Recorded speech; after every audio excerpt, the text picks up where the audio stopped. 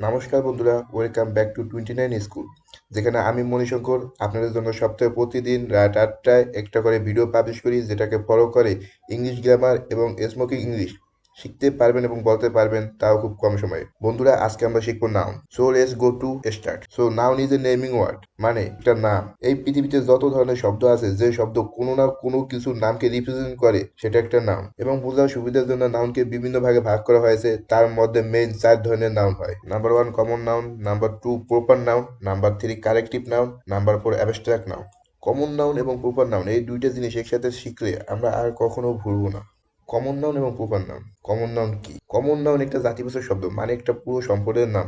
যেমন মানুষ, ছেলে, মেয়ে, গ্রাম, দেশ। এখানে মানুষ, সে যে কোনো জায়গার মানুষ হতে পারে, যে কোনো দেশের মানুষ হতে পারে, যে কোনো স্থানের মানুষ হতে পারে, যে কোনো রঙের মানুষ হতে পারে। মানুষ একটা কমন নাউন। ঠিক সেইভাবে ছেলে, মেয়ে, গ্রাম, দেশ এগুলো কমন নাউন। ঠিক তার বিপরীত উল্টো প্রপার নাউন।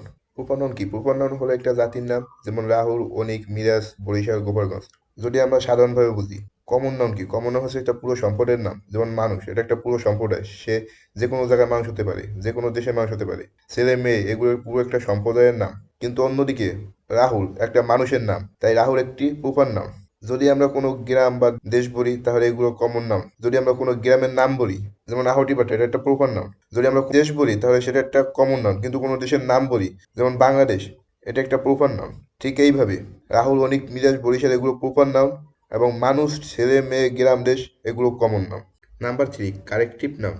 কারেক্টিভ নাউন হচ্ছে সেই নামগুলো যাতে কোনো সিঙ্গুলার নাম্বার বা প্লুরাল নাম্বার নাই। যেমন পুলিশ, আর্মি, চার্ডার। এখানে পুলিশ, একজন পুলিশ থাকলো পুলিশ, আর এর সাথে অনেকগুলো পুলিশ থাকলো পুলিশ। ঠিক সেইভাবে আর্মি, একজন থাকলো আর্মি, আর এর সাথে 10 জন থাকলো তারা আর্মি। চাল, একটি চাল ও চাল, আর 1 কেজি চাল ও চাল। আর ডাল, একটি ডাল থাকলো ডাল, সাথে 1 কেজি ডাল থাকলো, সেটা ডালই হবে। সো এরকম ধরনের নাউন যেগুলো পুরো একটা সমুদায়কে বা একটা গ্রুপকে বোঝায়, এরকম নামগুলোই হচ্ছে collective noun. Number 4 abstract noun.